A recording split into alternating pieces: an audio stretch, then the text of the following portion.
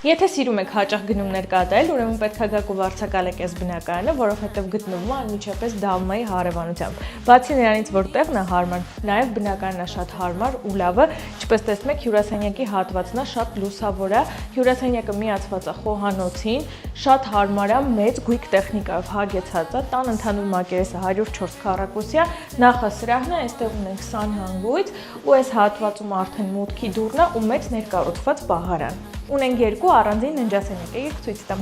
Սա չափերով փոքր ննջասենյակ է, այստեղից միայն դուրս է գալու սեղանը եւ համակարգիչը, նաեւ ունենք բաց պատշգամբ։